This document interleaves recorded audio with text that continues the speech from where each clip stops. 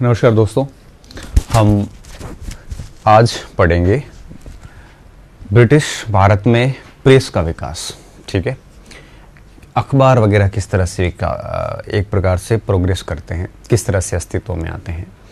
तो शिक्षा पढ़ ली थी हमने और आज प्रेस पर बात करेंगे और इस प्रेस को हम किस तरह से पढ़ने वाले हैं। तो सबसे पहले मैं आपको एक मोटा मोटा अंदाज़ा दे देता हूँ प्रेस का विकास। ठीक है, भारत में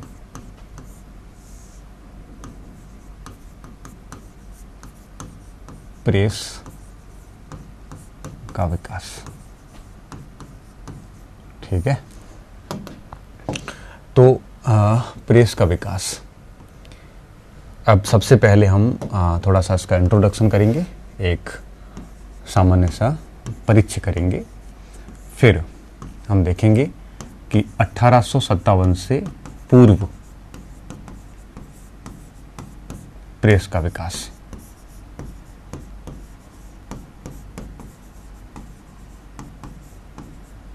ठीक है, फिर देखेंगे 1857 के बाद प्रेस का विकास से 1947 तक प्रेस का विकास। ठीक है, और उसके बाद में देखेंगे प्रेस पर सरकारी नियंत्रण।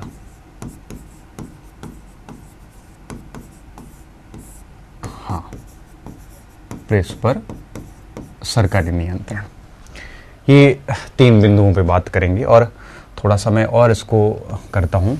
1857 से पहले प्रेस का विकास, तो क्षेत्रवार देखेंगे और भाषावार देखेंगे कि किन किन क्षेत्रों में विकास हुआ और भाषाओं में देखेंगे।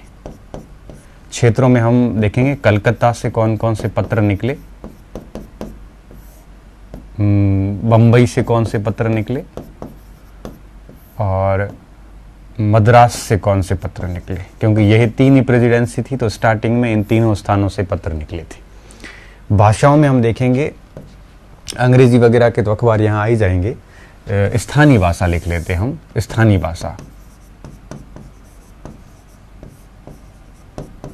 ठीक है, स्थानीय भाषा में हम सबसे पहले देखेंगे कि बंगाली लैंग्वेज में कौन कौन से निकले और मराठी में कौन से निकले। ठीक है, गुजराती में कौन से निकले और हिंदी में कौन से निकले। ठीक है, तो ये लैंग्वेज वार देख लेते हैं। देखो, एक चीज़ मैं बता देता हूँ स्टूडेंट्स, बेसिकली बात यह है कि हज़ारों अखबार निकले हैं इस समय। ठीक है, हम पूरे तो कभी पढ़ ही नहीं पाएंगे, लेकिन थोड़ा बहुत भी इम्पोर्टेंस है किसी अखबार का तो उसको हम अच्छे से समझ लेंगे, छोड़ेंगे नहीं, है ना। चाहे वो पहला बंगाली हो, चाहे पहला मराठी हो, चाहे पहला गुजराती हो, चाहे पहला हिंदी हो, या कोई खास बात हुई तो या पहला कलकत्ता से पहला, भारत से पहला, बम्बई से पहला। इस हिसाब से हम जो थोड़ा बहुत इम्पोर्टेंस रहता है उन सारों को हम पढ़ेंगे बढ़िया तरीके से। कलकत्ता, बम्बई, मद्रास, बंगाली, मराठी, गुजराती, हिंदी। 1857 से पहले ये सारी चीज़ें हम अच्छे से देख लेंगे। 1857 से लेकर 1947 के बीच में फिर जो पत्र आए हैं वो ऑलमोस्ट हम पढ़ चुके हैं, राष्ट्रीय नेताओं में पढ़ चुके हैं हम। 1857 क्रांति के बाद जहाँ जो पढ़ा है उनके साथ उनके पत्र हम लिखते आए हैं। ठीक है, फिर भी हम एक तालिका बना के इनको भी साथ में समझ लेंगे और वापस एक बार देख लेंगे। ठीक है, फिर हम देखेंगे कि प्रेस पर गवर्नमेंट ने किस तरह से कंट्रोल बना के रखा था। तो उसमें हम देखेंगे कि 1799 में वेलेस्ली ने सबसे पहले सेंसरशिप एक्ट लाया था। उसके बाद में 1823 में क्या हुआ, लॉर्ड हेस्टिंग्स ने क्या किया था, फिर मेटकॉफ ने क्या किया था। उसके बाद में 1857 की क्रांति के दौरान धारा 15 जो जोड़ी गई, रेगुलेशन 15 बनाया, उसमें क्या हुआ। उसके बाद में 1867 में क्या हुआ, फिर 1870 में क्या हुआ, फिर 1848 के अंदर गैगिंग एक्ट आता है, वर्नाक्युलर प्रेस एक्ट, उसमें क्या हुआ। ये सारा प्रेस पर सरकारी नियंत्रण जो है वो हम देखेंगे। और इसमें 1799 से लेकर और 1951 तक सभी कुछ इसमें शामिल हो जाएगा। ठीक है, तो ये 4 आयाम हैं और मुझे ऐसा लगता है कि 4 आयाम के 4 वीडियोस बन जाएंगे। ठीक है, इन 4 क्लासेस के साथ ही हमारा प्रेस भी पूरा हो जाएगा और उसके बाद हम आगे देखेंगे। ठीक है, तो सबसे पहले हम एक सामान्य सा परिचय कर लेते हैं। ठीक है, अब परिचय अगली स्लाइड में आते हैं हम। सबसे पहले हम इसका परिचय देखते हैं, कोई ज़्यादा कुछ परिचय है नहीं इसमें। तो देखो, प्रेस का मतलब होता है एक प्रकार से समाचार पत्र वगैरह। ठीक है, और जैसे ही कंपनी शासन शुरू हुआ उससे पहले भारत में प्रेस जैसा कोई सिस्टम था नहीं। मुगल काल में ऐसा कोई पत्र पत्रिकाएं जारी नहीं होती थी, लेकिन जैसे ही ब्रिटिश कंपनी आई तो यूरोप में क्या पत्र पत्रिकाओं का प्रचलन गुटेनबर्ग के प्रिंटिंग प्रेस के बाद से जारी था। तो भारत में भी ये सिलसिला 1550 के अंदर है वो धीरे धीरे पहुंच जाता है। भारत में पहली प्रिंटिंग प्रेस 1550 में लेके आ गए थे ये लोग। ठीक है, 1556 में प्रिंटिंग स्टार्ट हो चुकी थी और फिर धीरे धीरे पहले ये पुर्तगालियों के पास में ही थी, उससे पहले हाथ से लिखते थे। फिर जैसी प्रिंटिंग प्रेस आई तो मशीनों से मुद्रित करना स्टार्ट किया, प्रिंटिंग करना शुरू किया, तो फिर बड़े पैमाने पे प्रिंटिंग हुई, सस्ती प्रिंटिंग भी होने लग गई। तो स्टार्टिंग में क्या केवल किताबों का ही प्रकाशन होता था, पुस्तकें प्रकाशित होती थी, पेपर पब्लिश नहीं होते थे डेली वाला, क्योंकि प्रिंटिंग प्रेस की भी इतनी क्षमता नहीं थी कि वो बहुत ज़्यादा ताकत से काम कर सके। प्रिंटिंग प्रेस की भी अपनी एक लिमिट थी उस समय। तो पेपर पब्लिश करना होता है तो वो तो आपको पता है कि खबरों की तो कमी नहीं थी, बट पेपर कहाँ से लाएं, उस पेपर को प्रिंट करने में इतनी प्रिंटिंग प्रेस भी नहीं थी कि वो हर रात को पेपर जो है प्रिंट कर ले, इतना पॉसिबल नहीं होता था।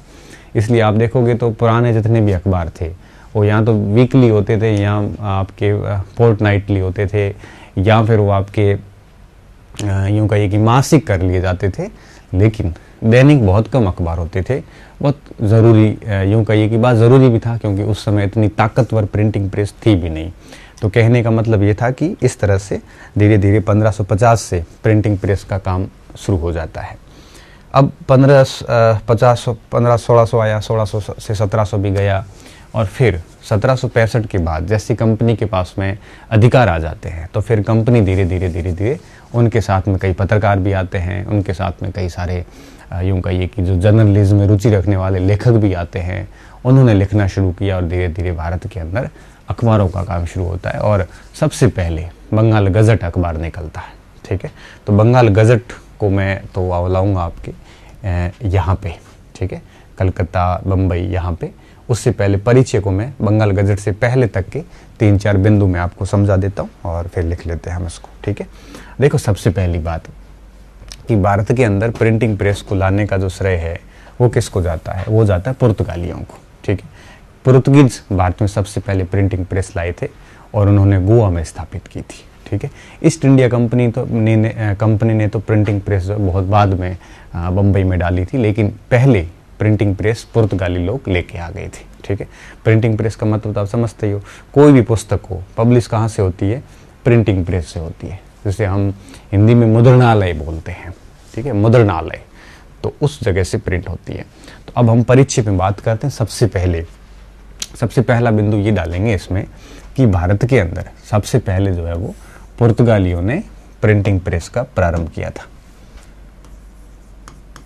भारत में पहली प्रिंटिंग प्रेस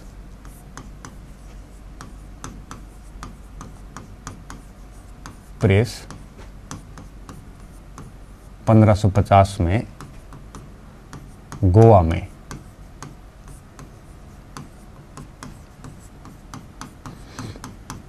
पुर्तगालियों द्वारा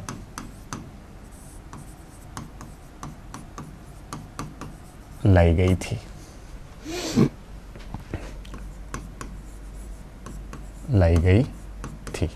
ठीक है, तो पहली प्रिंटिंग प्रेस 1550 में और गोवा के अंदर किसके द्वारा?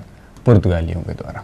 ठीक है, लेकिन यहाँ पे एक चीज़ ध्यान रखना, इस समय पत्र पत्रिकाएं पब्लिश नहीं होती थी, बल्कि उस समय पुस्तक पब्लिकेशन पे ध्यान दिया जाता था। ठीक है, और अब 1556 के अंदर इन्होंने पहली पुस्तक के रूप में लेके तो 1550 में आ गए थे, लेकिन हमें 1550 के बाद से कोई भी ऐसा प्रमाण नहीं मिलता कि 1550 में इन्होंने कोई किताब निकाली हो। इनकी पहली पुस्तक जो थी कॉन्क्लूसिव फिलोसफिका नाम से 1556 के अंदर इन्होंने गोवा के एक चर्च में पब्लिश की थी। तो हम ये मानते हैं कि 1550 में प्रिंटिंग प्रेस भारत में आई ज़रूर थी, लेकिन उसने काम करना शुरू किया 1556 में। उससे पहले हो सकता है वो यहाँ सेटल नहीं हुई, हो सकता हो कि उसके इंजीनियर्स नहीं, हो सकता हो खराब हुई, कुछ भी हुआ हो। 1550 में प्रिंटिंग प्रेस आ चुकी थी, लेकिन पहली पुस्तक प्रकाशित होती 1556 में। इसलिए हम ये मानते हैं कि भारत में प्रिंटिंग प्रेस ने काम करना शुरू किया था 1556 के अंदर, और 1556 में कॉन्क्लूजन फिलोसफी का नाम से पहली भारत की पुस्तक जो है वो प्रकाशित की गई थी। ठीक है, तो इस बात को हम यहाँ पे लिखते हैं कि किस तरह से उन्होंने काम किया। तो 1556 में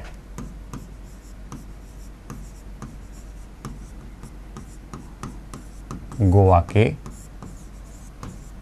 सेंट पॉल चर्च था, ये आजकल कॉलेज है, ये चर्च में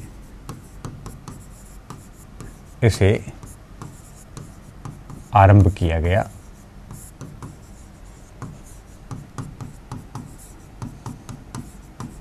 भारत की पहली मुद्रित पुस्तक, ठीक है,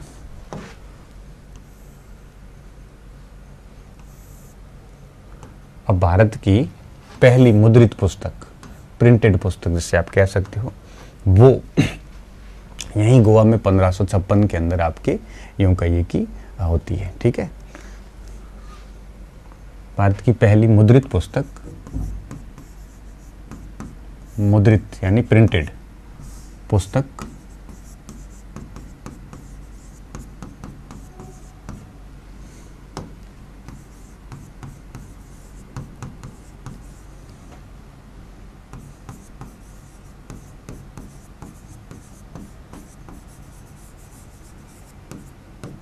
ठीक है, दर्शन का निष्कर्ष जैसे आप कह सकते हो, मुद्रित पुस्तक कॉन्क्लूजन फिलोसफी का है थी। ठीक है, 1556 में इसको मुद्रित किया गया, इसे मुद्रित किया गया। ठीक है, ये बात हो गई यहां पे। अब ये तो बात थी आरंभ की। अब अगर अपन तीसरा एक और बिंदु देखें यहाँ पे कि ईस्ट इंडिया कंपनी जो है उसके पास में प्रिंटिंग प्रेस कब आती है, या ईस्ट इंडिया कंपनी भारत में प्रिंटिंग प्रेस को कब लाती है। ठीक है, तो भारत के अंदर ईस्ट इंडिया कंपनी ने अपना प्रिंटिंग का जो काम था ये बम्बई में शुरू किया, क्योंकि इनके पास है वो उस समय बंगाल का इनके पास में था नहीं कुछ, न मद्रास में कुछ था। ठीक है, मद्रास में था बट इतना नहीं था जितना बॉम्बे में था इनके पास में। तो 1684 के अंदर ईस्ट इंडिया कंपनी ने प्रेस से संबंधित काम शुरू किए। इसके ठीक लगभग 130 वर्ष के बाद इन्होंने ये काम शुरू किया। लेकिन ये भी उल्लेखनीय है कि पारसी जो व्यापारी थे गुजरात के, इन व्यापारियों ने 1670 में ही अपना अलग से प्रेस उन्होंने स्थापित कर लिया था गुजरात के अंदर। हाँ, लेकिन वो ईस्ट इंडिया कंपनी का नहीं था। ठीक है, तो भारतीय प्रेस 1670 के अंदर ही गुजरात के अंदर पारसी व्यापारियों ने लगा दी थी, और 1684 में printing press east India company के पास आ गई थी। अब देखो ये क्यों लाते थे प्रिंटिंग प्रेस, इनको पत्रिका तो पब्लिश करनी नहीं होती थी। ये प्रिंटिंग प्रेस के मेन उद्देश्य होते थे कि बाइबल वगैरह जो धर्म ग्रंथ हैं इनके, ये भी दर्शन धर्म का ही ग्रंथ है, इनका ट्रांसलेशन इनका प्रिंटिंग की जाए ज़्यादा से ज़्यादा संख्या में, और इन पुस्तकों को बांटा जाए, इनको सस्ती दामों में बांटा जाए। इनके जरिए इनका मेन उद्देश्य था वो था धर्म प्रचार का। तो धर्म प्रचार करने के उद्देश्य से ये सारी चीज़ें कर रहे थे। ठीक है, फिर इसी प्रिंटिंग प्रेस से पुस्तकों के स्थान पे, या यूं कहिए कि पुस्तकें तो कम होती गई और उसके स्थान पे पत्रिकाओं का पब्लिकेशन ज़्यादा होने लग गया। अब एक होता है अखबार, जैसे अपन डेली न्यूज़ बोल सकते हैं, वीकली पेपर बोल सकते हो, उसे तो हम अखबार ही बोलते हैं, पत्र बोल सकते हो आप। एक होती है पत्रिका, जैसे मैगजीन बोलते हैं। ठीक है, मैगजीन बोलते हैं जो मासिक पब्लिक होती है।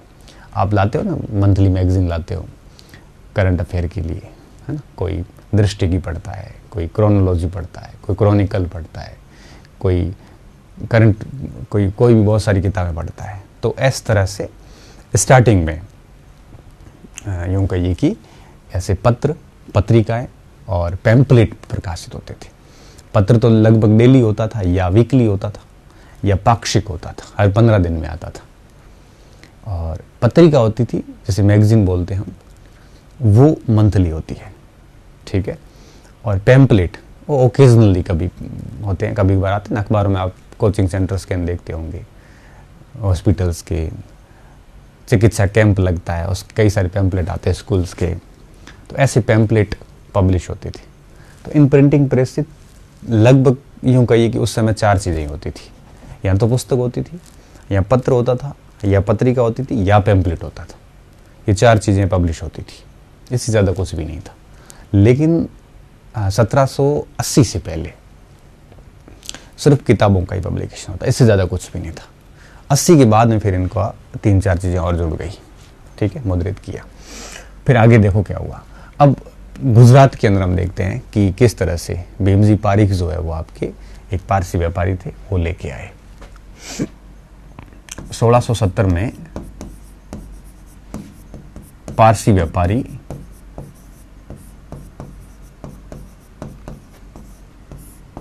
भीमजी पारिक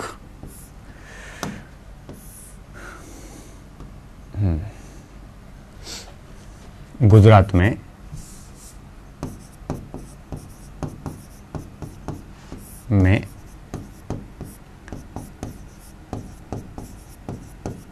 प्रिंटिंग प्रेस लाते हैं।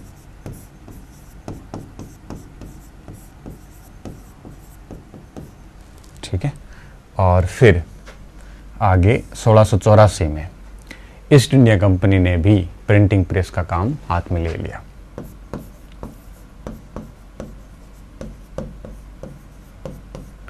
कंपनी ने बंबई में, देखो उस समय गुजरात बंबई एक ही थे। 1960 के अंदर ये स्टेट अलग हुआ है। 1960 से पहले गुजरात और महाराष्ट्र ये पूरा मराठवाड़ा ही कहलाता था। जो लोग गुजराती बोलते थे उनका गुजरात स्टेट बन गया, जो मराठी बोलते थे वो महाराष्ट्र बन गया। तो ये पहला पूरी की पूरी मुंबई प्रेसिडेंसी थी।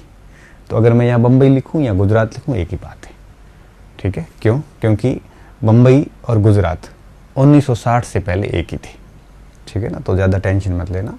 EIC ने बंबई में, EIC मतलब ईस्ट इंडिया कंपनी, बंबई में अपनी पहली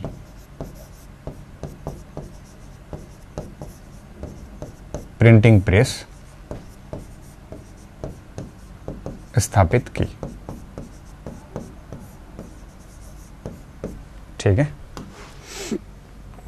कब? 1684 के अंदर ईस्ट इंडिया कंपनी ने स्थापित करी। अब ये तो इसका थोड़ा सा बैकग्राउंड हो गया। और आरंभ में जो है वो, आरंभ में इनमें क्या होता था, आरंभ में सिर्फ 4 चीजें थी। एक पुस्तक प्रकाशन होता था,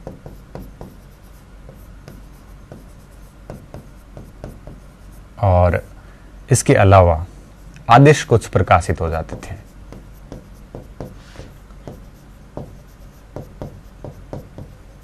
ठीक है, आदेश प्रकाशन, ये 2 चीजें आरंभ में यही होती थी। और फिर धीरे धीरे धीरे धीरे पत्र पत्रिकाओं का दौर जो है वो शुरू होता है। और अब हम आगे देखते हैं किस तरह से पत्र पत्रिकाएं शुरू होती है। तो ये परिचय हो गया यहाँ पे, ठीक है, परिचय हो गया। अब हम देखते हैं क्षेत्रवार पब्लिकेशंस। 1857 से पूर्व कलकत्ता में, बंबई में और मद्रास में कौन कौन सी पत्र पत्रिकाएं प्रारंभ हुई थी। सबसे पहले हम कलकत्ता से देखते हैं। देखो कलकत्ता में बंगाल गजट था, इंडिया गजट था, कलकत्ता गजट था, कई सारे अखबार थे यहाँ पे। ये कलकत्ता से शुरू हुए। बॉम्बे से बॉम्बे हेराल्ड था, बॉम्बे क्रॉनिकल था, मुंबई समाचार था, ये बॉम्बे से हुए। मद्रास से मद्रास कोरियर था, कई सारे थे। मैं स्टार्टिंग के 1-1, 2-2 आपको मेन अब सारे बता देता हूँ। तो अब हम बात शुरू करते हैं कलकत्ता से, ठीक है। ये तो हो गया। ये पहला अखबार है और मैं सबसे पहले हेडिंग देता हूँ कलकत्ता। कलकत्ता के आरंभिक अखबार।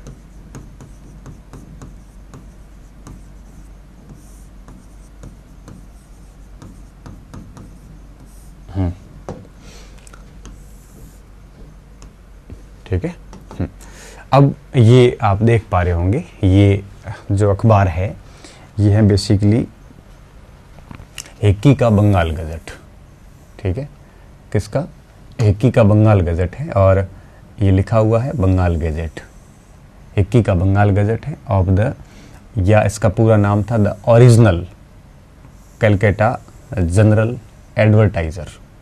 ठीक है, ये इसका मूल नाम था, और ये a weekly political and commercial paper.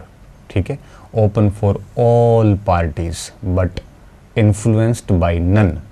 ठीक है, तो क्या मतलब हुआ इस बात का? इस बात का ये मतलब था कि ये सभी जो आपके दल है, जितने भी भारत के अंदर पार्टीज है, उन सभी पार्टियों के लिए यह खुला है, और कोई भी पार्टी अपनी राजनीतिक खबर दे सकती है, कोई भी वाणिज्यिक खबर दे सकती है। ये अखबार किसी से भी, बट इन्फ्लुएंस्ड बाय नन, किसी से भी प्रभावित नहीं रहेगा, कोई भी अपनी इसमें न्यूज़ दे सकता है। लेकिन किसी भी दल को ये राजी नहीं कर पाया, क्योंकि इसने बड़े कड़े शब्दों में यूं कहिए कि बातें लिखी, चाहे वो वॉरेन हेस्टिंग्स के खिलाफ लिखी, एलिस एम्पे के खिलाफ लिखी, जुडिशरी सिस्टम के खिलाफ लिखी, अंग्रेजी नीतियों के खिलाफ लिखी। इतना ज़्यादा खिलाफ लिखा कि इसको एडवर्टाइजमेंट देना बंद कर दिया इन्होंने। अब बिना एडवर्टाइजमेंट के इनको पैसे नहीं मिलते थे। अच्छा, पोस्टल चार्ज की सुविधाएं नहीं दी गई। जब पोस्टल चार्ज की सुविधाएं नहीं मिलेगी तो निश्चित तौर पे आप अखबार को एक स्थान से दूसरे स्थान पहुंचाओगे कैसे? तो वो सारी सुविधाएं छीन ली गई, और लास्ट में अखबार बंद करना पड़ा, और हिक्की को जेल में डाल दिया गया। तो हिक्की ने इनकी चापलूसी नहीं करी, हिक्की ने क्या किया था, इनका पुरजोर तरीके से नीतियों का विरोध किया। इस कारण ये अखबार लंबा चल नहीं पाया, और भारत के पहले अखबार होने का गौरव जो है ये इस हिक्की के बंगाल गजट को प्राप्त है, जिसे हम ओरिजिनल कलकत्ता जनरल एडवर्टाइजर भी कहते हैं। और ये साप्ताहिक अखबार था, सप्ताह में एक बार इसका अंक निकलता था। ठीक है, तो इस अखबार को हम भारत का, बंगाल का ही नहीं बल्कि पूरे भारत का पहला अखबार कहते हैं। ठीक है, तो कलकत्ता के आरंभिक अखबारों में इसको हम लेते हैं सबसे पहले, बंगाल गजट। ठीक है, बंगाल गजट। इसको दूसरा नाम क्या है? The original Calcutta General Adviser. The original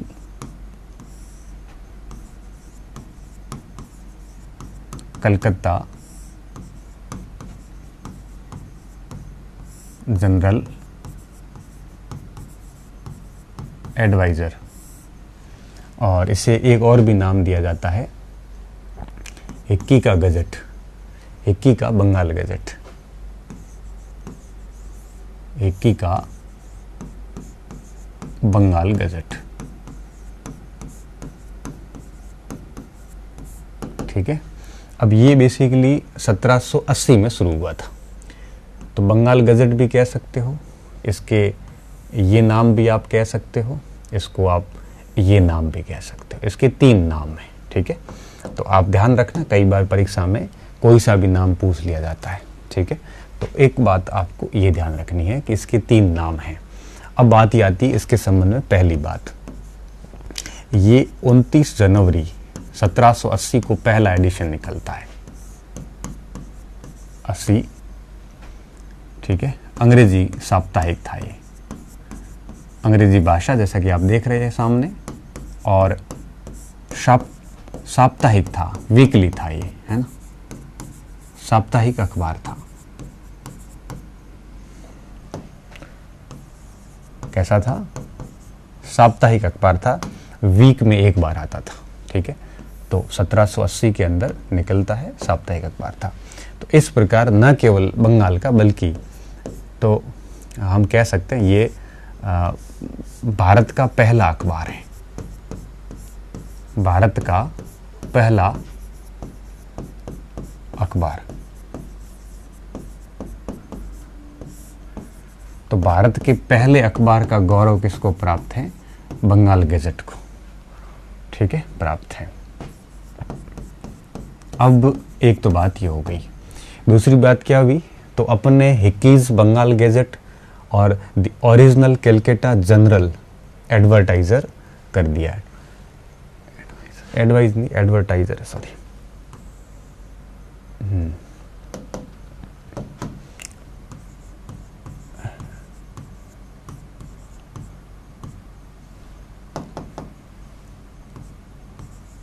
advertiser, ठीक है।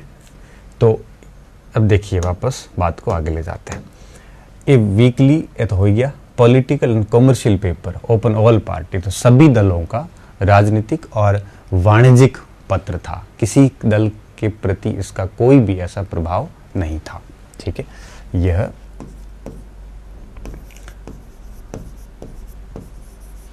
सभी दलों का साझा वाणिज्यिक, कॉमर्शियल व राजनीतिक पत्र था, जो किसी भी दल से प्रभावित नहीं था, किसी भी दल से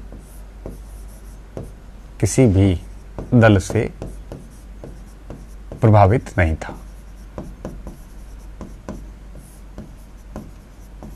अगर किसी दल से प्रभावित हो जाता तो फिर आपकी दिक्कत हो जाती, ठीक है। ये कई बार ऐसे सवाल आता है निम्नलिखित में कौन सा कथन ठीक नहीं है, फिर ये सभी ऑप्शन परीक्षा में देखने को मिलते हैं। एक बात तो ये हो गई।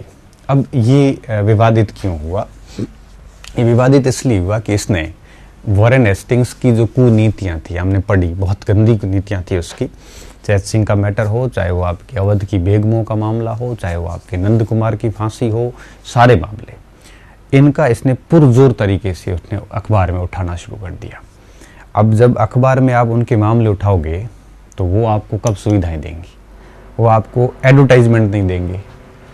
अगर आपको एडवर्टाइजमेंट नहीं मिलेगा सरकार की तरफ से,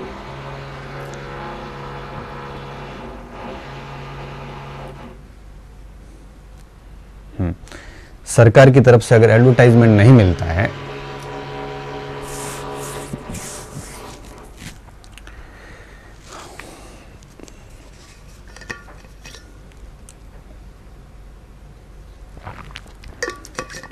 तो थोड़ा अखबार के लिए सरवाइव करना मुश्किल हो जाता है, ठीक है।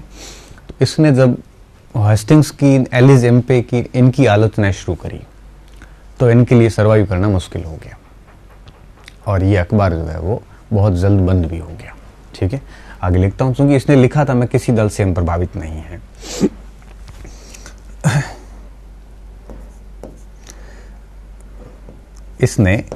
इसमें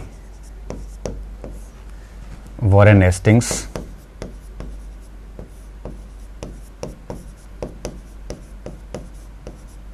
की नीतियों का विरोध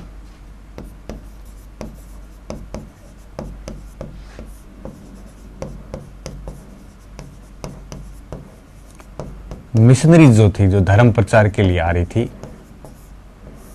उनका विरोध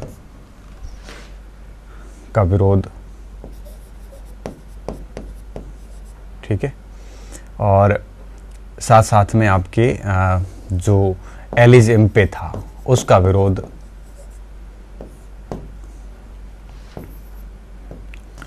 एलिस एम्पे वही जज सुप्रीम कोर्ट का, हेस्टिंग्स का जो दोस्त था, एलिस एम्पे का विरोध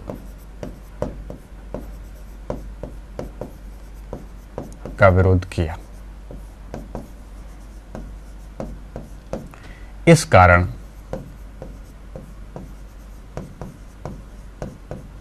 ठीक है, अब जब इस प्रकार की नीति रहेगी, जब आप तत्कालिक गवर्नर की आलोचना करो, सुप्रीम कोर्ट के न्यायाधीश को भी घेरे में लो, भले आप सही हो, लेकिन पत्रकार के लिए आज की तारीख में भी अगर ऐसी घटना होती है तो सर्वाइव करना मुश्किल हो जाता है।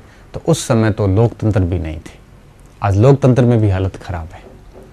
तो निश्चित तौर पे सर्वाइव करना इतना आसान कार्य नहीं था। इस कारण हेस्टिंग्स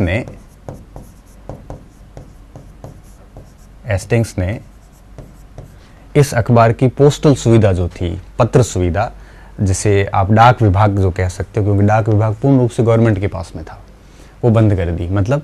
मतलब आप इस अखबार को अब आगे प्रेषित नहीं कर पाओगे।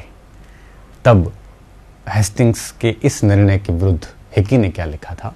हिकी ने लिखा था कि ये मन मर्जी का, मुख बंद करने का ऐसा नियम का उदाहरण और कहीं नहीं था, इससे बेहतरीन कोई उदाहरण हो ही नहीं सकता। हेस्टिंग्स ने इस अखबार की पोस्टल सुविधा बंद कर दी। हेस्टिंग्स ने इसकी पोस्टल सुविधा बंद कर दी, ठीक है, पोस्टल सुविधा बंद कर दी।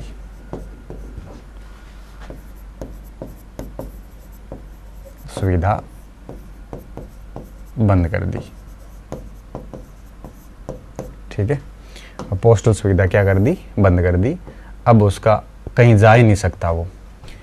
हिकी ने क्या लिखा था कि शक्तियों का मन मर्जी उपयोग करने का सबसे बड़ा सबूत है यह शक्तियों का मन मर्जी उपयोग करने का सबूत है।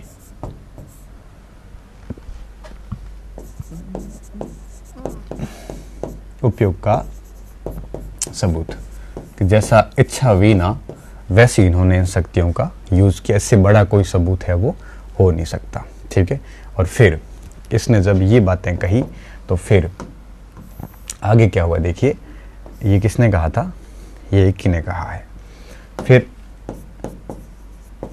हिकी के ऊपर इन्होंने क्या किया? एली जिम्पे ने एक डिफेमेशन केस डाल दिया, मान हानि का दावा, और उसके बाद हिकी को गिरफ्तार कर लिया गया। एली जिम्पे ने सजा सुना दी और उसको जेल में डाल दिया गया, अखबार बंद हो गया, ठीक है। और इसके विरुद्ध इन्होंने वापस एक दूसरा अखबार भी चलाया, इंडिया गेजेट नाम से, उसको भी मैं आगे समझा रहा हूँ, ठीक है। तो ये बात यहाँ तक क्लियर नहीं हुई, आगे मैं लेके आ रहा हूँ और बिंदु लेके आ रहा हूँ। अखबार के लेखों के आधार पे, अखबार के लेखों के आधार पर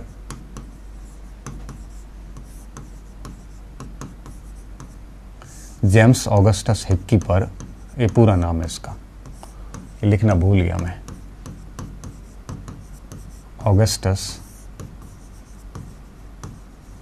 हिक्की पर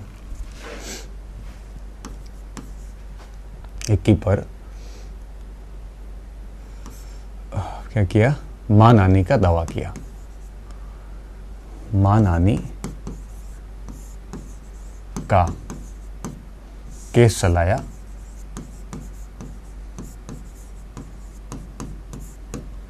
और फिर इस केस के बाद में इन्होंने 30 मार्च 1782 को ये पूरा का पूरा सिस्टम जब्त कर दिया।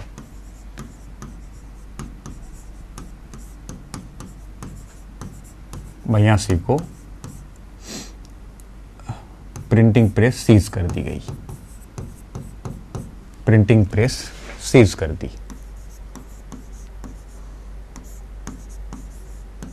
सीज कर दी,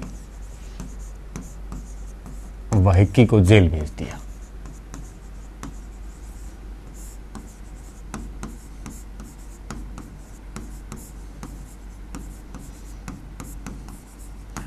अगर यही हिक्की अगर प्रचार करता इनका तो निश्चित तौर पे दिक्कत नहीं आती, लेकिन इसने खुलकर विरोध किया, इस वजह से इसको मान हानि का दावा भी झेलना पड़ा।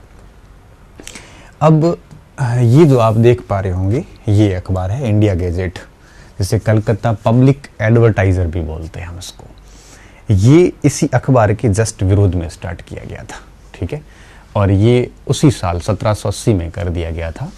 और ये जो अखबार था बेसिकली, इस अखबार का मेन टारगेट ये था कि हिक्की के जो लेख थे उनको किस तरह से काउंटर किया जाए। ठीक है, हिक्की जो किस तरह से लिख रहा था, उस हिक्की के लेखों को काउंटर करने के लिए उसके जवाब में ये पीछे से वॉरेन हेस्टिंग्स का फंडिंग किया हुआ था। तो मुखपत्र टाइप आप उसको कह सकते हो। आजकल भी क्या होता है ना, जैसे प्रेस में एक न्यूज़पेपर वाले को एक पार्टी का वो वक्ता बोला जाता है। अब जैसे आप एनडीटीवी सुनोगे तब आपकी विचारधारा एक अलग पार्टी की तरफ जाएगी। आप रिपब्लिक, जी न्यूज़ वगैरह सुनोगे तब आपकी विचारधारा अलग जाएगी। आप बीबीसी को सुनोगे तब तीसरी जगह जाएगी। आप वायर वगैरह, स्क्रॉल वगैरह को सुनोगे तब आप कुछ और टाइप के हो जाओगे, क्योंकि हर अखबार एक किसी न किसी विचारधारा का गुलाम है। उस समय भी था, आज भी। निष्पक्ष लिखने वाले लोग लंबे समय तक चल नहीं पाते, आर्थिक संकटों का सामना करते हुए खत्म हो जाते हैं। तो अखबारों को सत्ता पक्ष के साथ में चलना पड़ता है। कुछ बागी होते हैं तो वो दूसरी उनकी सत्ता आते हैं तब वो उनकी गोद में बैठ जाते हैं। निष्पक्ष कोई है ही नहीं। कोई भी पत्रकार आज जो सत्ता पक्ष के साथ है, वो वापस जैसे ही सत्ता बदलेगी तब आज जो विपक्ष में, वो सत्ता पक्ष के साथ चले जाएंगे, ये विपक्ष में आ जाएंगे। तो पत्रकारिता जो है वो उस समय भी इसी समस्या से जूझ रही थी। हिक्की ने प्रयास किया था स्वतंत्र प्रेस का, लेकिन वो सफल नहीं हो पाया। Influenced by the none, possible ही नहीं। आप किसी से प्रभावित न हो, संभव ही नहीं है उस समय। और 82 के अंदर हिक्की का मामला तो बंद हो गया और उसके जवाब में इंडिया गैजेट, भारत का दूसरा अखबार शुरू हुआ। ठीक है, इसको मैं यहाँ पे लिख रहा हूँ। मैं हेडिंग देके लिख लेता हूँ। जैसे पहला लिखा है ना बंगाल गजट, वैसे लिखता हूँ दूसरा, the India gadget. India gadget, India gadget लिख लो, गजट लिख लो, एक ही बात है। ठीक है, और Calcutta public advertiser,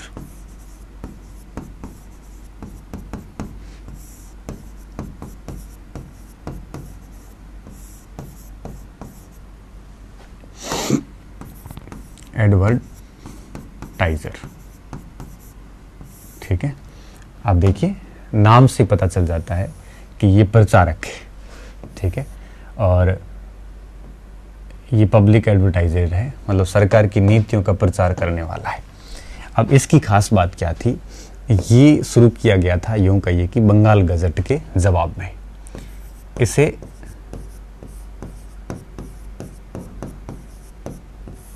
Bengal gazette के जवाब में, अथवा आप ये कह सकते हो वॉरेन हेस्टिंग्स के पक्ष में,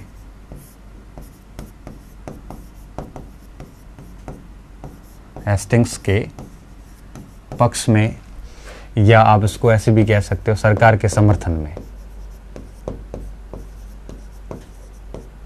अथवा सरकार के समर्थन में शुरू किया गया।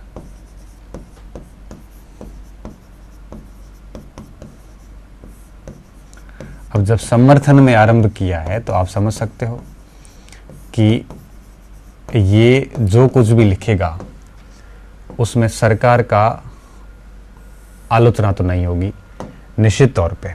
ठीक है, इसको शुरू किया गया 18 नवंबर 1780 के अंदर। 18 नवंबर 7:25, ये दूसरा अंक है। ठीक है, ये पहला नहीं, दूसरा अंक है। ये भी वीकली था, है ना।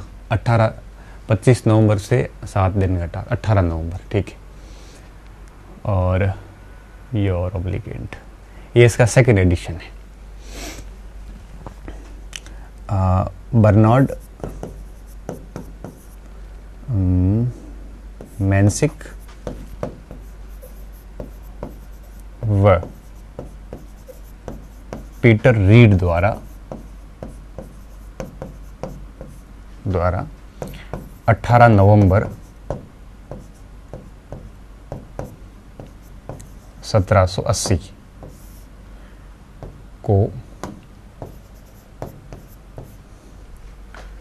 कलकत्ता में यह अंग्रेजी साप्ताहिक शुरू किया। ठीक है, सारी चीजें इसमें आ गई। साप्ताहिक था और अंग्रेजी का था। ठीक है, और कलकत्ता में शुरू किया गया। और ये अंग्रेजी साप्ताहिक था और कलकत्ता से, वैसे कलकत्ता ही पढ़ रहे हैं तो सारे कलकत्ता के ही होंगे, है ना। तो देखिए विद्यार्थियों, ऐसा है, ये अखबार है ये। ठीक है, तो इस अखबार की हम बात कर रहे थे। ये सेकंड एडिशन है, 25 तारीख का है और 18 तारीख को ये अखबार पहली बार शुरू किया गया था। तो ये भारत का दूसरा अखबार हम इसको कह सकते हैं। ठीक है, अब हम आते हैं तीसरे अखबार के ऊपर। तीसरा अखबार है हमारे पास में कलकत्ता गैजेट। ठीक है, ये भी बहुत महत्वपूर्ण अखबार है और कलकत्ता गैजेट को हम पढ़ते हैं आगे। ठीक है,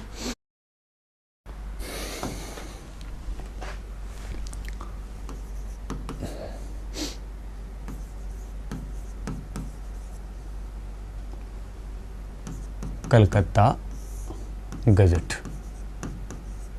ठीक है, इसे ओरिएंटल एडवर्टाइजर भी बोलते थे और पूरा लिखा नहीं इन्होंने, ओरिएंटल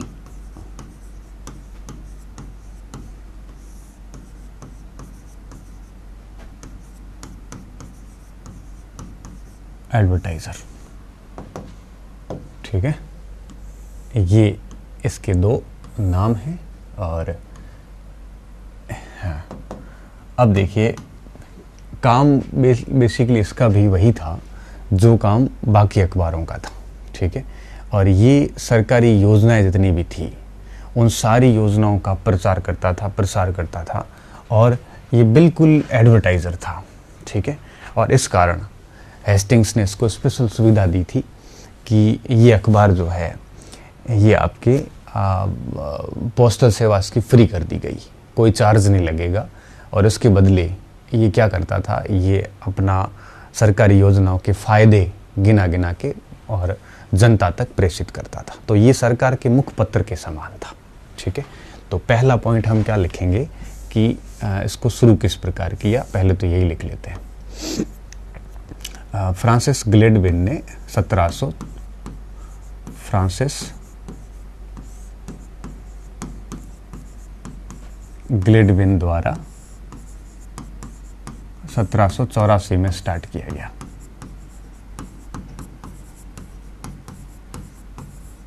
ठीक है,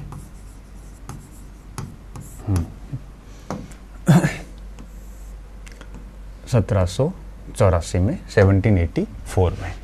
अब ये लिखवाने की ज़रूरत नहीं है कि ये साप्ताहिक था और अंग्रेजी में आता था वगैरह वगैरह, लिखने की ज़रूरत नहीं है।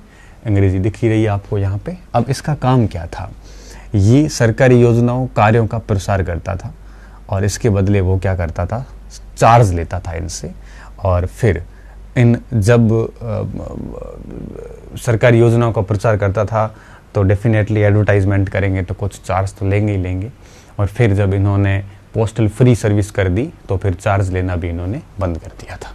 ठीक है, आरंभ में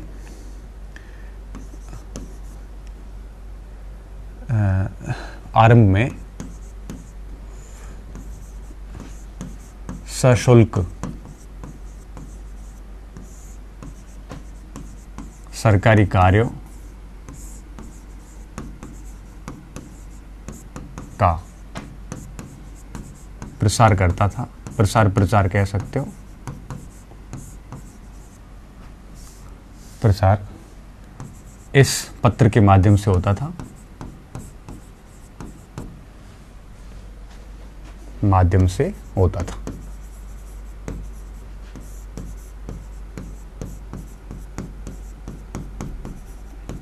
ठीक है, परंतु जब इसके लिए पोस्टल सेवा या डाक सेवा, इसके लिए डाक सेवा फ्री कर दी गई,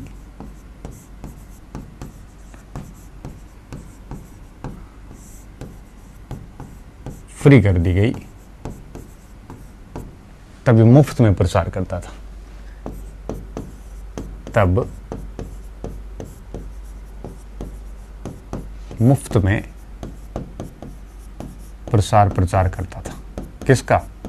सरकारी योजनाओं का। ठीक है, तो ये सारे सरकार के यूं कहिए कि साथ में रहते थे और सरकार की विचारधारा के अनुसार काम करते थे।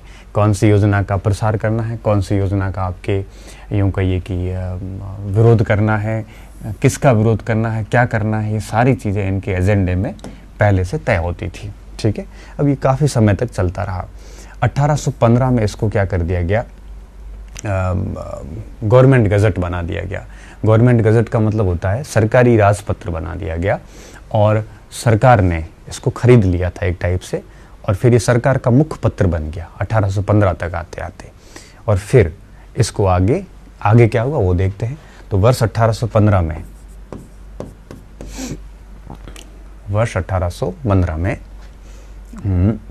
गवर्नमेंट गजट बन गया। 1815 में यह सरकार का राजपत्र बना।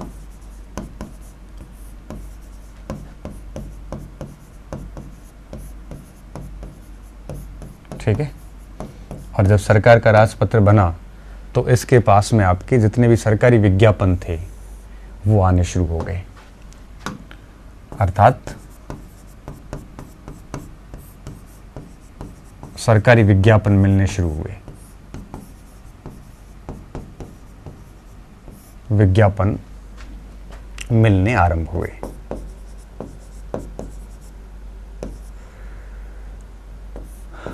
मिलने आरंभ हुए। ठीक है, अब सरकारी विज्ञापन से काम चलाता था और फिर इसको बेच दिया गया इसके मालिकों के द्वारा, सरकार के द्वारा कलकत्ता मॉर्निंग पोस्ट को बेच दिया गया। ठीक है, आगे चलकर इसे कलकत्ता मॉर्निंग पोस्ट को बेच दिया गया। यह अखबार था और इसको बेच दिया गया। पोस्ट को बेच दिया, और जैसे ही बेच दिया फिर 1818 में इसका प्रकाशन बंद हो गया। ठीक है, को बेच दिया, 1818 में इसका प्रकाशन बंद हो गया। ठीक है, 1818 तक ये अपना काम करता रहा और 1818 में इसका प्रकाशन बंद हो गया। में इसका प्रकाशन बंद हो गया।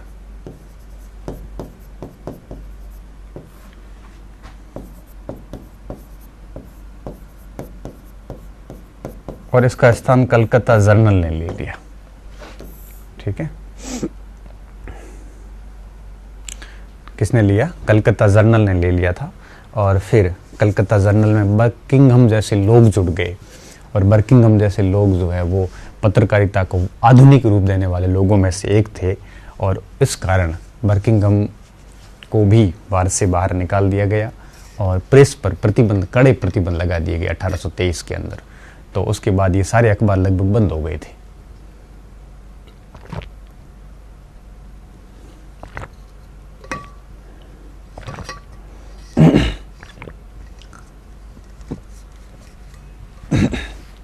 ठीक है, बंद हो गया।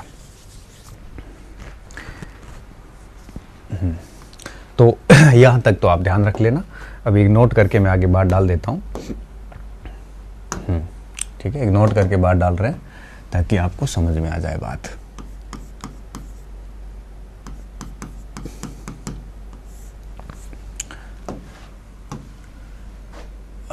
कलकत्ता जर्नल का स्थान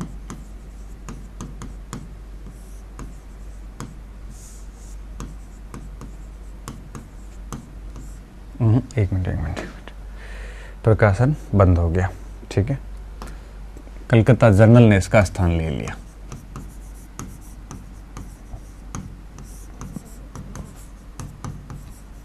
स्थान ले लिया। ठीक है, इसका आरंभ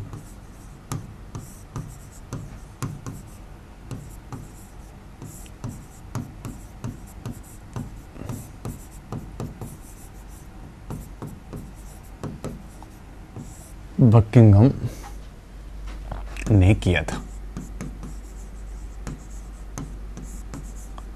लेकिन जल्द ही ये अखबार जो है अपनी उस विचारधारा पे नहीं रहा जो विचारधारा आपकी यूं कही थी कि इसकी थी, ठीक है ना।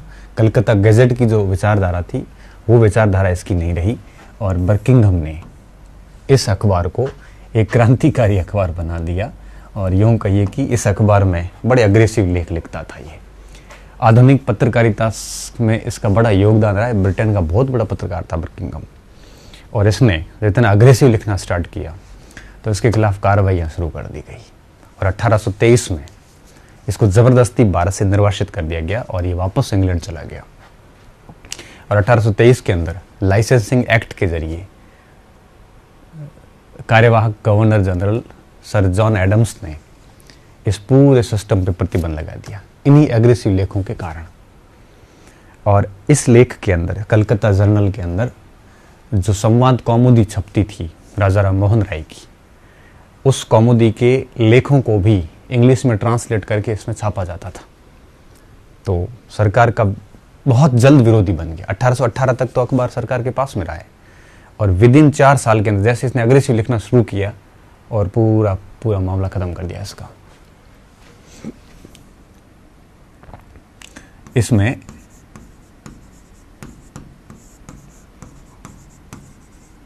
सरकार पर आक्रामक लेख लिखे,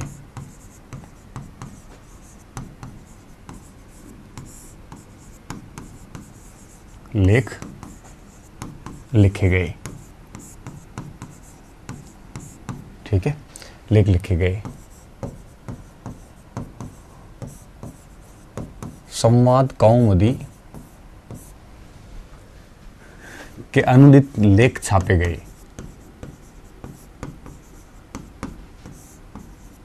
अनुदित लेख छापे गए, ठीक है। इस कारण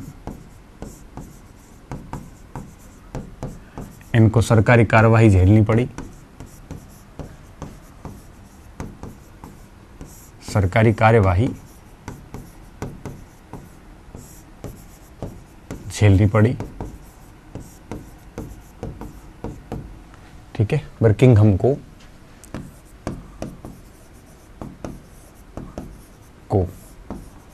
पुनः लंदन लौटना पड़ा।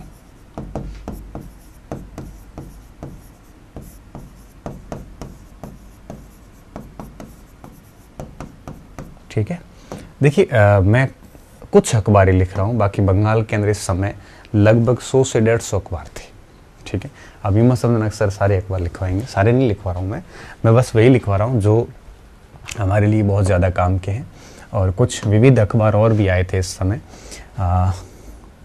नहीं, अरे नोट से पहले एक मिनट पहली पत्रिका नहीं लिखी ना, ओके कोई बात नहीं।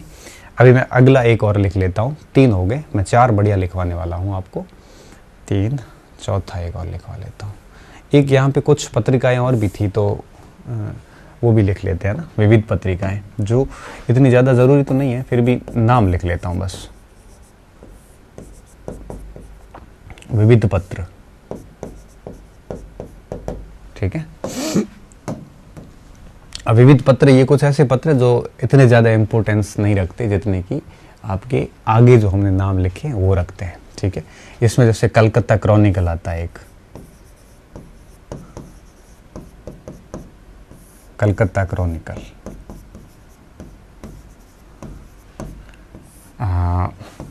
1786 में। इसके बारे में एक बात याद रखना कि इसमें एक जो 1827 के अंदर लॉर्ड एमहर्स्ट ने इसको बंद करवाया था, मैं आगे समझाऊंगा आपको। एमहर्स्ट ने इसे बंद करवाया,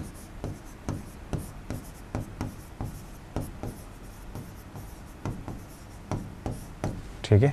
एक कलकत्ता क्रॉनिकल था, इस समय चला था 1786 से लेकर 1827 के आसपास तक। कलकत्ता कुरियर नहीं कैरियर, कलकत्ता कैरियर एक यह अखबार भी था। इसके अलावा आपके एशियाटिक मिरर था। ये सारे बंगाल के अंदर स्टार्टिंग में आरंभ हुए थे, एशियाटिक मिरर, ठीक है। और इसके अलावा ओरिएंटल स्टार, ओरिएंटल स्टार, ये कुछ मैन और अखबार थे, तो इनको आप अपने स्तर पे देख लेना, ठीक है। कोई ज़्यादा रटने की ज़रूरत नहीं है, आप तो ये बस स्टार्टिंग के ये 3 और एक मैं और लिखवा रहा हूँ, ये 4 याद कर लेना बस। चौथी बंगाल की पहली पत्रिका लिख लेते हैं फिर बस। The oriental magazine, oriental magazine, ठीक है।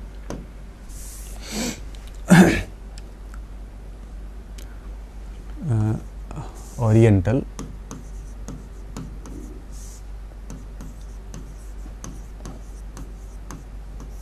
मैगजीन,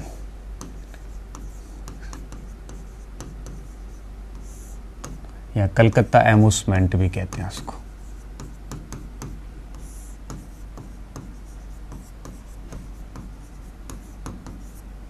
ठीक है। ये पहली पत्रिका है बंगाल की, है ना। पत्रिका मतलब मासिक होती है, और अभी तक जो हम पढ़ रहे थे वो थे आपके पत्र, तो इसको भी हम थोड़ा सा देख लेते हैं। यह प्रथम मासिक पत्रिका थी, प्रथम मासिक पत्रिका, ठीक है। ये प्रथम मासिक पत्रिका थी और अंग्रेजी में छपती थी वगैरह वगैरह, ठीक है। और ख़ास बात क्या थी, इसको 1785 के अंदर गॉर्डन व जॉन है ने 1785 में गॉर्डन व जॉन है ने आरंभ किया था,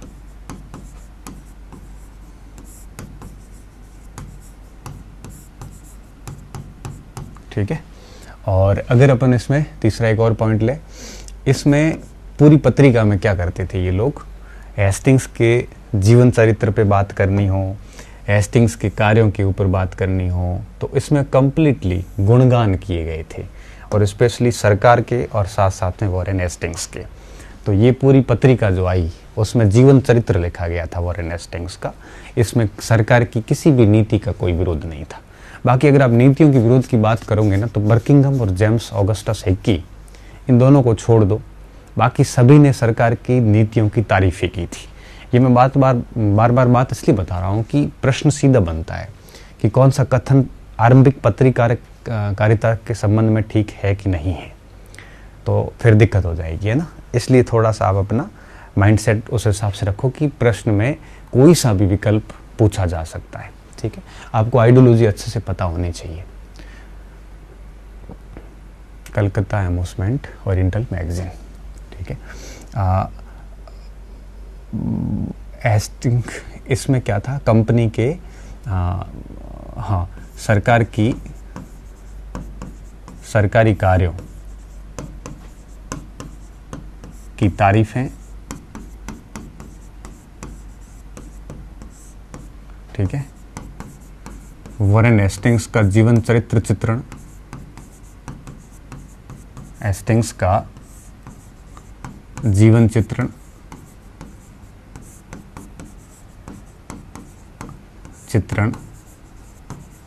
किया गया था, ठीक है ना। तो तारीफें और जीवन चित्रण मतलब ये भी सरकार का पिछलगू अखबार आप कह सकते हो। ये भी कोई क्रांतिकारी अखबार नहीं था जो अराजक लिख सकते हैं या यूँ कहिए कि अग्रेसिव लिख सके, ऐसा नहीं था ये। और इस अखबार का जो हेडिंग रहती थी वो रहती थी being a universal repository of knowledge, being a universal repository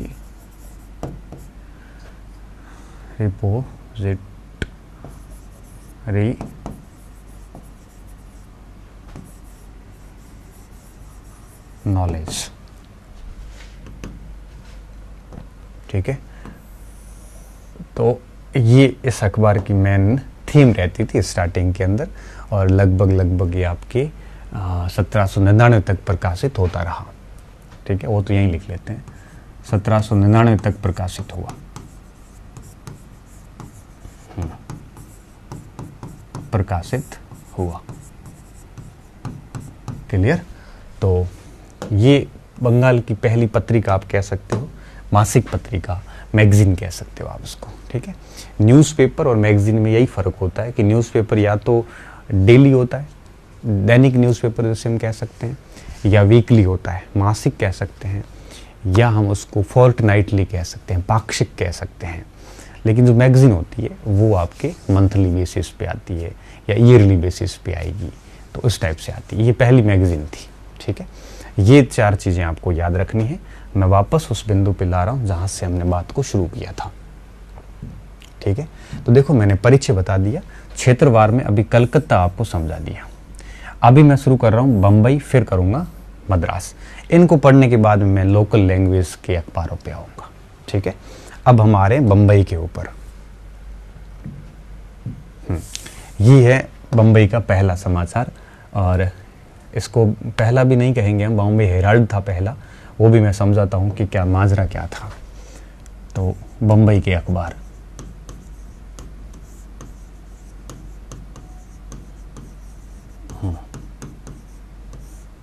ठीक है, बम्बई के अखबार। अब ये बम्बई के थे, और बम्बई के अखबारों में पहला नाम हम लाते हैं बॉम्बे हेराल्ड का, और बॉम्बे हेराल्ड जो है बेसिकली इंग्लिश में था। अभी बम्बई के अखबार, इसका मतलब आप ये मत सोचना कि ये मराठी के होंगे, या कलकत्ता के अखबार है वो बंगाली के होंगे। लोकल लैंग्वेज के अखबार बाद में प्रकाशित होंगे। ठीक है ना, पहल इंग्लिश के अखबार ही होते थे और अंग्रेजी के आते थे सारे। ठीक है, आप सन चेक करते जाओगे तो आपको सारी चीज़ें समझ में आती जाएगी। तो बम्बई के पहले अखबार की मैं अगर बात करूं तो सबसे पहला नाम आता है बॉम्बे हेराल्ड का। किसका? बॉम्बे हेराल्ड। ठीक है, क्या कहानी है मैं ये भी बताता हूं आपको। ठीक है, अब देखिए सबसे पहली बात, बॉम्बे हेराल्ड शुरू किया गया 1789 में आरंभ किया गया। ठीक है, आरंभ किया गया। वापस वही बात आती है कि ये भी आपके अंग्रेजी में था, और इसका एडिशन भी आपके निकलता था वीकली। ठीक है, ये अखबार का फोटो गलत डाल दिया है ना। अंग्रेजी साप्ताहिक था ये।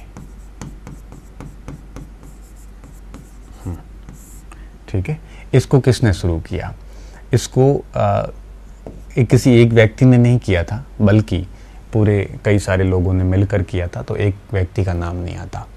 अब 1791 में इसका नाम बदलकर बॉम्बे गैजेट कर दिया गया। ठीक है, तो Bombay Herald basically Bombay gadget था 1791, ऐसा एशियाटिक सोसाइटी ऑफ मुंबई की वेबसाइट बताती है। कुछ किताबें 1792 बताती है, कुछ 1790 भी लिखती है। लेकिन मैंने जब एशियाटिक सोसाइटी ऑफ बॉम्बे की वेबसाइट चेक करी तो मुझे वहाँ मिला कि इसको 1791 में इसी का नाम परिवर्तित करके बॉम्बे गैजेट कर दिया गया था। दरअसल क्या होता है, ये अखबार में प्रश्न परीक्षा में आता है कि बंगाल का पहला अखबार, बंगाली का पहला अखबार, अंग्रेजी का पहला अखबार, मराठी का पहला अखबार, बंगाल का पहला अखबार। तो इस टाइप से ऐसे प्रश्न आते हैं ना, तो फिर दिक्कत हो जाती है ना। तो इसका हम क्या लिखेंगे कि वर्ष 1791 में इसका नाम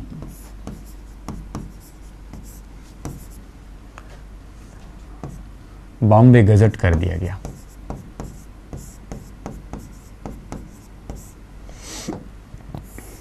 ठीक है,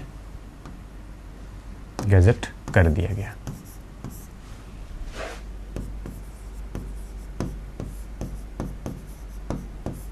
ठीक है, यह पहला बंबई का पहला अखबार था।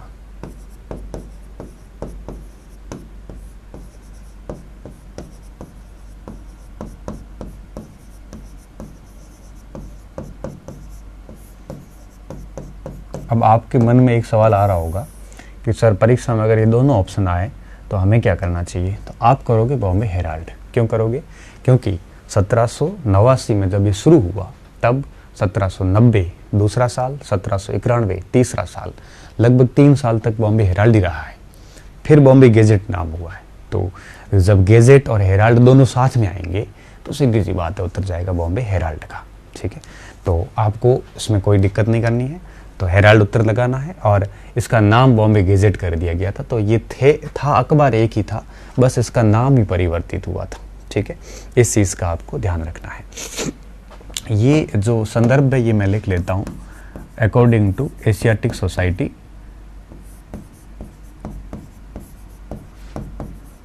बम्बई। ठीक है, और वैसे भी आपको पता है कि मैं बिना प्रमाण के कोई बात नहीं करता। ठीक है, तो ये भी है। और पत्र पत्रिका का जब चैप्टर में पढ़ रहा था तो इतनी सारी मिस्टेक्स मैंने नोट करी उसमें, कई सारी किताबों में। तो फिर इतनी मिस्टेक होने के बाद में मेरा भी कई बार, हम कहते हैं कि चलो हम सर 3 क्लासेस में ख़त्म कर देंगे, तो कई बार इतनी गलतियां मिलती हैं कि हमें हर एक चीज़ पर अविश्वास हो जाता है। हम फिर वापस उसको पूरा वेरीफाई करते हैं, तो कई बार हम हमारे वादे पे अडिग नहीं रह पाते, क्योंकि कंटेंट जितना हम सोच के चलते हैं ना उससे ज़्यादा बन जाता है फिर, क्योंकि चीज़ों को जस्टिफाई करना पड़ता है। आज सुबह ही मैं पढ़ रहा था, हाँ, 1870 के अंदर धारा 124A जोड़ा गया आईपीसी के अंदर। मतलब जो भी अगर कोई ऐसा लेख लिखता है जो भड़काऊ हो तो उसके ऊपर सेडिशन का चार्ज लग सकता है, राजद्रोह का आरोप लगेगा। अभी भी बड़ी विवादित धारा है वो। 124 में किसी को भी गिरफ्तार कर लेते हैं लेख लिखने वगैरह पे, सोशल मीडिया वगैरह पे। तो मैं पढ़ रहा था तो मैंने 6 किताबें चेक करी, मुझे 6 में अलग चीज़ मिली। किसी ने लिखा है कि सेडिशन का पहला आयोग केस SN बनर्जी पे बना, किसी ने लिखा है कि तिलक पे बना, किसी ने कोई और लिखा है, और कोई लिखता है तिलक को पहली जेल 1882 में जाने वाला पहला पत्रकार था, कोई लिखता है SN बनर्जी पहला पत्रकार था, कोई, मतलब हर जगह अलग अलग मामला। और उसके ऊपर मैं आधा घंटा बैठा, तब मुझे सारी चीज़ क्लियर हुई कि एक्चुअल में बात क्या थी। वो मैं आपको पढ़ाऊँगा आगे उसमें, जब हमारे प्रेस पर प्रतिबंध के जो प्रयास किए गए उसमें मैं बताऊँगा आपको। तो बात क्या हुई थी 1882 के अंदर। सबसे पहले तिलक और अगरकर को केसरी में एक लेख लिखा था उन्होंने। वो लिखा था ब्रिटिश रानी का षड्यंत्र। षड्यंत्र ये था कि उन्होंने कोल्हापुर के शासक शिवाजी चतुर्थ को मानसिक अनस्टेबल, अस्थिर घोषित करके और उस क्षेत्र को हड़पने का प्रयास किया है। ये षड्यंत्र का उन्होंने भंडाफोड़ किया था। इसके बेस पे उनको डोंगरी की जेल में 101 दिन तक रखा था, और इस पर अगरकर ने बाद में किताब भी लिख डाली थी। फिर अप्रैल 1883 के अंदर SN बनर्जी को जेल में डाला। SN बनर्जी ने, बंगाल का एक जज था कलकत्ता का, नॉरिस, उसकी तुलना 17वीं शताब्दी के 2 इंग्लैंड के जज थे, जेफरी एंड सॉगर करके, उनसे उसकी तुलना की थी। क्योंकि नॉरिस ने इनकी एक अपने कुल देवी होती है, उनकी कुल देवी की मूर्ति पर उसने वो कटाक्ष किया था और कहा था कि 100 साल से पुरानी नहीं है, नई मूर्ति है, इस प्रकार से। तो उस बेस पे उनको 2 महीने का इम्प्रिजमेंट दिया था। अब ये दोनों की दोनों जो सजाएं थी, ये 124 के तहत नहीं थी, ये सामान्य सजाएं थी। सेडिशन का पहला जो मुकदमा दर्ज हुआ वो था 1891 के अंदर, जोगेंद्रनाथ बसु वर्सेस सम्राज्ञी हर हाइनेस ब्रिटेन। उसके बीच में 1891 में पहला मामला दर्ज हुआ, और फिर उसने माफ़ी मांग ली थी जोगेंद्रनाथ बसु ने, तो मामला रफा दफा हो गया। लेकिन पहली सजा जो हुई सेडिशन में वो हुई तिलक को 1897 के अंदर। वो पूना के चापेकर बंधु वाला जो मैटर आता, रेड आर्मिस्ट वाली हत्या, वो फिर तिलक पर 3 बार केस चला। 97 में चला, 1908 में भी चला और 1916 में भी चला। गांधी जी भी 1922 में चला। पूरी स्टडी करी तब जाके चीज़ें क्लियर हुई। और फिर देखते हैं किताब में, तो किताब तो क्या करते हैं, सब एक दूसरे की कॉपी कर लेते हैं। फिर समस्या आती है, परीक्षा हॉल में जाते हैं, तब गड़बड़ी हो जाती है। तब हमारे को एहसास होता है कि गलती हम कर चुके हैं कहीं न कहीं, है ना। तो मैं इस बात को आगे बढ़ाता हूँ।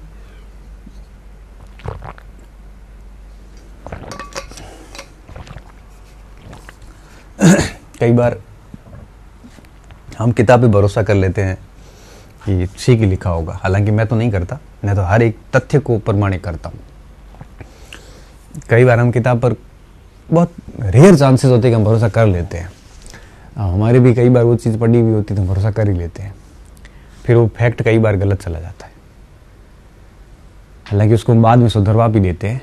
तो मैंने फिर स्टार्टिंग से ले लिया था, नहीं करवाएंगे ऐसा कुछ, मतलब भरोसा ही नहीं करेंगे।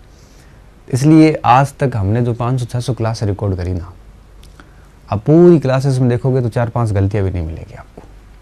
एक एक चीज़ को प्रमाणिकता के साथ प्रस्तुत किया ताकि बच्चा विश्वास के साथ पढ़ सके। इवन एनसीईआरटी से लेके राम लखन शुक्ल हर किताब में गलती निकाली हमने, और हमारे इसके अंदर पूरे वीडियोस मिलाओगे ना तो भी 5-7 गलतियां नहीं निकलेगी। निकल भी गई है ना 5-10 गलतियां, तो वो मैंने खुद ने अगली वीडियो में ठीक करवा दी, क्योंकि कई बार कुछ ऐसे झूठ होते हैं जो हमारे दिमाग में भी स्थापित हो जाते हैं। वो मैं भी अब ठीक कर रहा हूँ उन चीज़ों को, ठीक है। हालांकि मेरे दिमाग में ऐसे बहुत कम ही होते हैं, एक बहुत ही रेयर केसेस में ऐसा। तो चीज़ें जो है वो इस प्रकार से समय ले लेती हैं। तो आप उस समय को एक प्रकार से इतना मत मानना कि समय ज़्यादा लगता है या वगैरह वगैरह, लेकिन चीज़ जो बात होगी ना, कंटेंट, वो प्रॉपर तरीके से होगा, ठीक है। एक तो ये बॉम्बे हेराल्ड था, दूसरा जो अखबार था इस समय बॉम्बे कुरियर था, ठीक है, दूसरा अखबार। बॉम्बे कुरियर, ठीक है। ये अखबार भी बॉम्बे से निकला था और बाद में इसका टेलीग्राफ में इसका विलय कर दिया गया था। बॉम्बे कुरियर शुरू हुआ 1790 में, विलियम एस वर्नर ने किया था।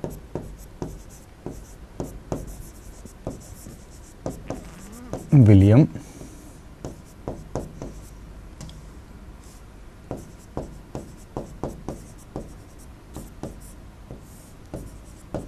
ठीक है, और लंबा नहीं चला, 1847 में बॉम्बे टेलीग्राफ में इसका विलय हो गया।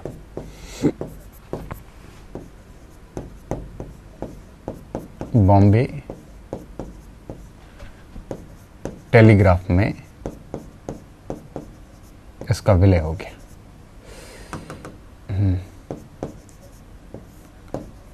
बॉम्बे टेलीग्राफ ये अखबार था, उसमें विलय हो गया, ठीक है। ये दो अखबार थे बम्बई के आरंभ की, ठीक है। अब मद्रास थोड़ी शांत था। देखो बंगाल को देखोगे तो बंगाल 1780 से शुरू हो गया और बॉम्बे 1790 से अखबार शुरू होते हैं, 89 से, मतलब 9 साल बाद से शुरू होते हैं। आप देख पा रहे होंगे 89 है ना। और अगर बंगाल देखोगे तो बंगाल में आपको मिलेगा 1780 29 जनवरी में, ठीक है। अब मैं आता हूँ तीसरे अखबार, मद्रास के अखबार। मद्रास का मैं फोटो नहीं लाया भूल से,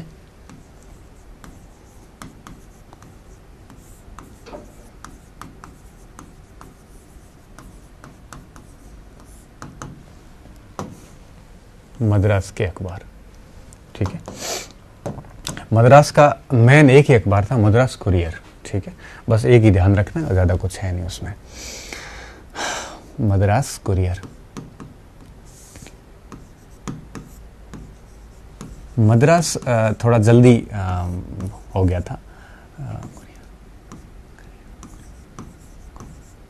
मद्रास बंगाल के बाद में 1785 से मद्रास कुरियर शुरू होता है, ठीक है। तो बॉम्बे हेराल्ड जब 1700, बॉम्बे में अखबार बाद में शुरू हुए, मद्रास में अखबार पहले शुरू हो गए थे, ठीक है।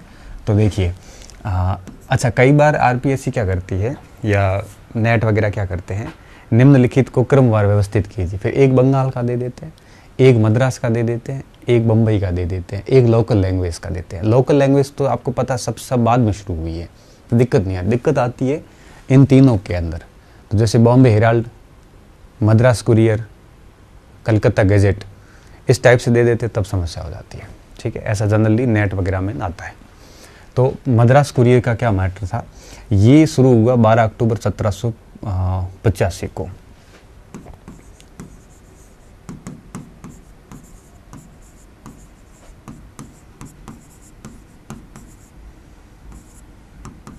ठीक है, जॉनसन इसके मालिक थे और रिचर्ड जॉनसन इसके मालिक थे। तो आरंभ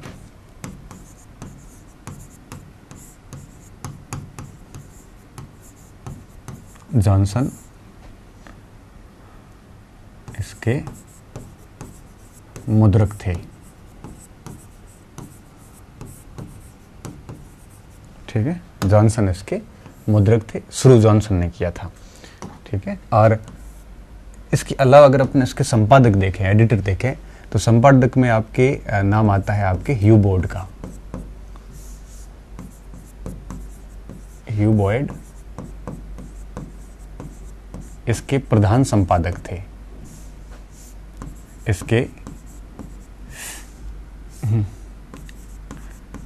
इसके प्रधान संपादक थे। ठीक है, ये ह्यू बोर्ड इसका एडिटर था।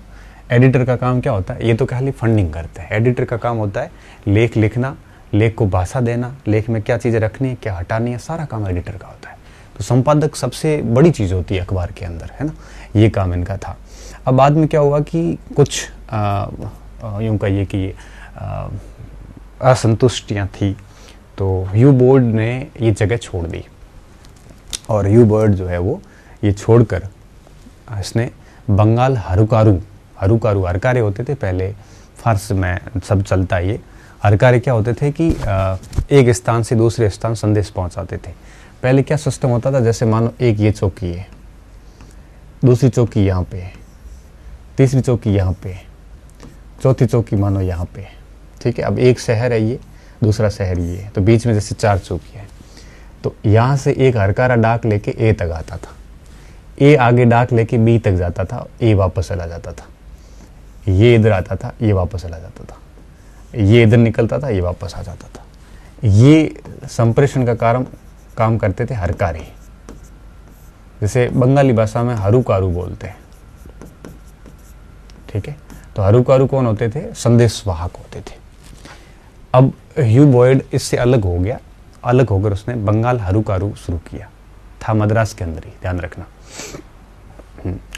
प्रधान संपादक थे। फिर आगे क्या हुआ देखिए, कुछ समय बाद ह्यू बोर्ड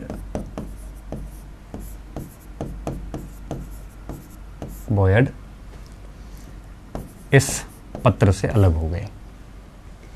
अच्छा, ये एक लाइन में यहीं लिख लेता हूं कि मद्रास का पहला अखबार है ये।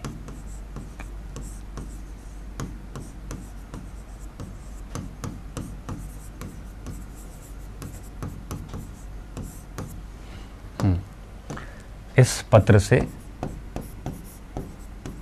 अलग हो गए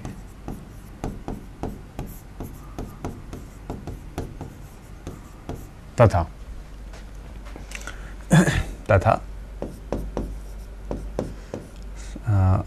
फरवरी 1995 को बंगाल हरुकारु एंड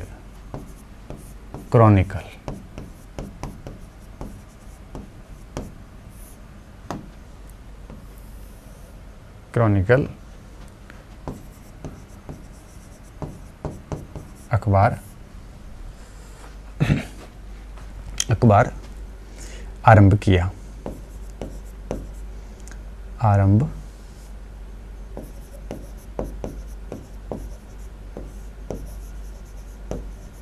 ठीक है, आरंभ में यह अंग्रेजी साप्ताहिक था, बाद में दैनिक कर दिया गया। यह अंग्रेजी साप्ताहिक था।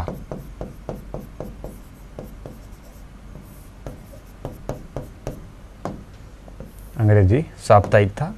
1819 में इसको दैनिक कर दिया गया। इसे क्या कर दिया गया? दैनिक अखबार में बदल दिया।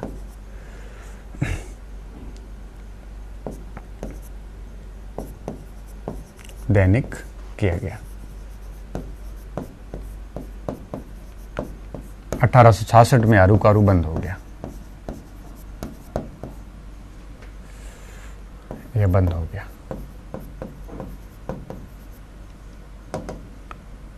अच्छा, एक बात और ध्यान रखना,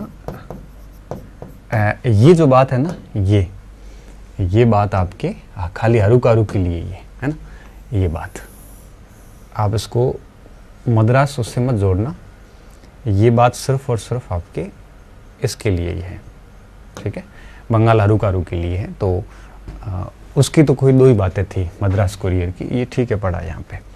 तो ये मद्रास का एक मुख्य अखबार था, मद्रास कुरियर, पहला अखबार हम कहते हैं इसको। मद्रास गैजेट भी बना था एक, तो मैं चाहता हूँ वो भी लिख लेता हूँ दूसरे नंबर पे, मद्रास गैजेट।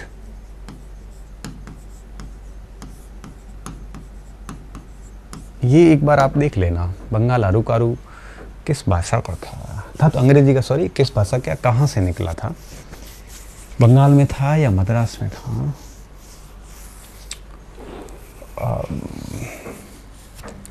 ठीक है, आप खुद एक बार इसको कंफर्म कर लेना, और अखबार मिल जाएगा, नेट वेट में मिल जाएगा आपको, नहीं तो मैं आपको बता दूंगा बाद में देख के, ठीक है। मद्रास गैजेट,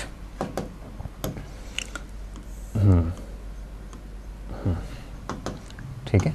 मद्रास गैजेट जो है ये भी आपके यूं कहिए कि 1795 में शुरू किया गया, और इसको किया था रॉबर्ट विलियम ने।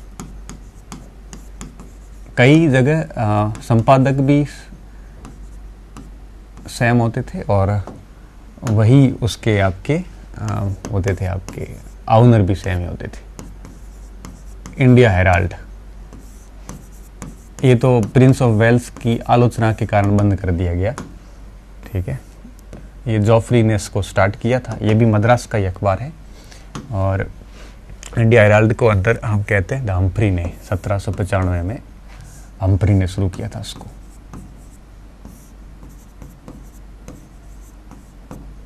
ठीक है।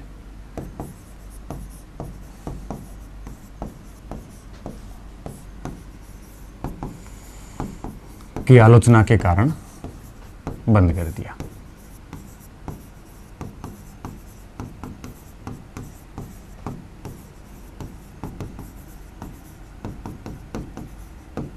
क्लियर। तो ये मद्रास के अखबार थे, 3 अखबार थे जो ठीक थे। अब हम आते हैं आपके अगले बिंदु पे, लोकल लैंग्वेज के अखबार, ठीक है। अब हम देखेंगे कि बंगाली में कौन से, मराठी, गुजराती और हिंदी, ठीक है। ये अब नेक्स्ट क्लास में बात करेंगे, ठीक है। बहुत बहुत धन्यवाद विद्यार्थियों, अच्छे रहिए, मस्त रहिए और पढ़ते रहिए।